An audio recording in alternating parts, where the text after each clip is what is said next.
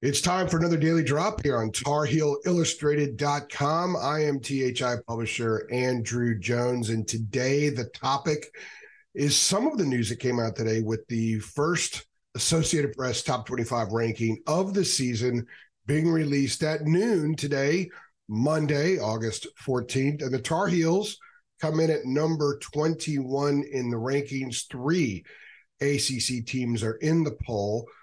Florida State comes in at number 8, Clemson at number 9, North Carolina at number 21, just 4 points behind Oklahoma, who's at number 20. I think this is a good spot for the Tar Heels. I think it's a worthy spot.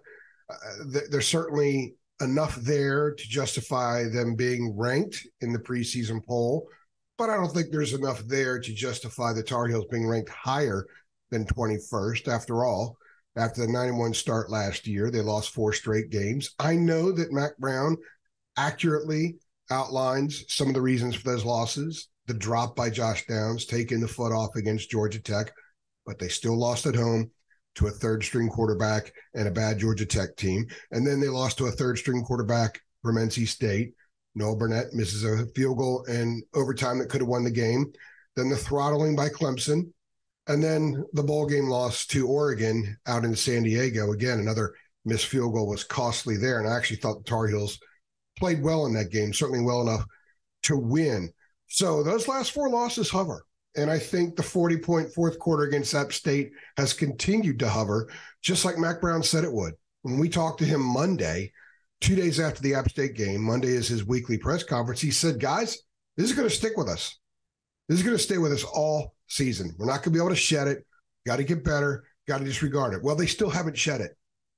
But I think that's partly why a team with possibly the number 1 pick in the draft next year at quarterback, a guy that might win the Heisman Trophy, a team that's got some studs on defense like a Cedric Gray who could play his way into the first round, and a club that's loaded on offense, a club that's got a fairly high profile with a lot of big-name coaches, added some big-name coaches to the staff in the offseason, and yet they're at 21. That tells me that the voters nationally are cautiously optimistic about North Carolina. Should be a solid team, should be an entertaining team, but where is that defense? I think ultimately that is what's reflected in this ranking. If Carolina had an average defense last year and would have finished higher than 9-5, an average defense would have done that more than likely. I think right now this team would be in the top 12 to 14. Because it's funny, when you look at a lot of stuff out there on social media, and there's so many sites out there doing things, when the dark horses for the CFP, whenever somebody puts a list out like that, North Carolina is often on that list. In fact, I did see something recently where it said North Carolina could be this year's TCU. Well, I'll tell you right now, from personal experience, speaking with some people in the program, they asked the same question. Why can't we be this year's TCU? Now, TCU wasn't even ranked when the season started last year. It was coming off a losing season. And in fact, the Horned Frogs' eventual starting quarterback didn't start the first game. So starting from 21st in the rankings, if you're a North Carolina fan and you're thinking about the idea of being this year's TCU, that's a great place to start. And they have a schedule that will fortify whatever their spot is in the rankings if they are to move up. With South Carolina in the first game, Gamecocks, some people think they're supposed to be really good this year. I was on the Sirius XM National College Radio show on Monday with Tom Luganville and Barrett Salee. And Barrett said he thinks South Carolina is an absolute underrated team and a dark horse, thinks they're going to be really good. So if North Carolina can win that game and then take care of App State, which is going to get a lot of attention because of what happened last year, and it would still be a quality win because App is a really good program, and then beat a Big Ten team in Minnesota, which has a chance to win maybe 5 games, 6 games in the Big Ten this year. They have a sneaky good team, some people believe, and then go up to Pittsburgh, the other club that most folks think is in contention for the 3rd spot in the ACC behind Clemson and Florida State. If the Tar Heels can go up there, win at Pitt, and go into the open date at 4-0 with wins over South Carolina neutral site, App State in Minnesota, and at Pittsburgh, and then 5 of 6 games are at home before the last 2 when they go to Clemson and NC State. that is a phenomenal outlay of what could be a special season for North Carolina, but the Tar Heels have to get through those first four. So starting at 21st in the poll positions UNC really well.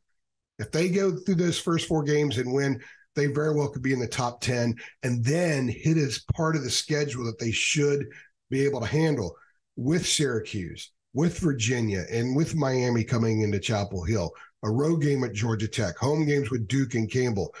A team that goes 4-0 at the start should be able to handle that next stretch.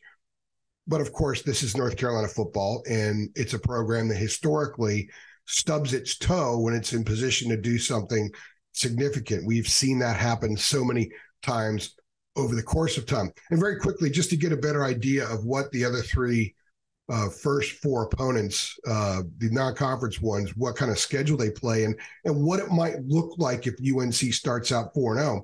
South Carolina opens up, or excuse me, they play Furman a week after they play Carolina. Then they play at Georgia.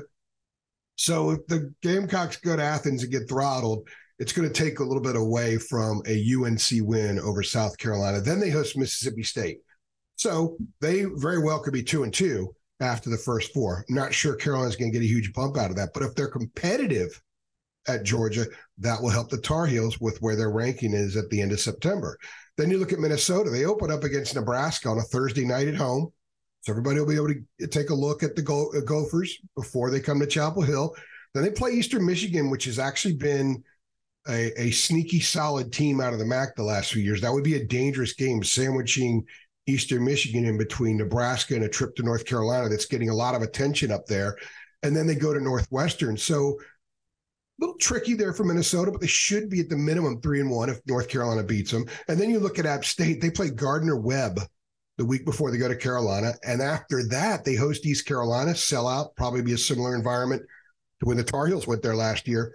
And then they go out to Wyoming, which will be an interesting trip. I've always wanted to go see a game in Wyoming. Apparently it's a really cool stadium and a great setting. So the Tar Heels are in position starting out at 21, that if they take care of business the first month, they very well could go into October already ranked in the top 10. If they do that, that's great for the program. That puts them in position to contend for something significant, which Mac talks about them doing. And it also puts Drake May in a position to legitimately contend for a Heisman Trophy. So this is a good starting spot. They're 21 in the AP poll, 20 in the coaches poll that came out last week. I'm Andrew Jones. Make sure you go to THI, just $8.33 a month, guys. You could be an insider too. We have a ton of stuff going on over there, including a phenomenal conversation about the future of the ACC. You don't want to miss out on that. A lot of good stuff in that thread, and I'm throwing a lot of intel that I get off the record into that thread as well. We're not doing podcasts on that stuff for a reason. So go on over THI, just $8.33 a month, and you can be an insider too. Thanks for stopping by.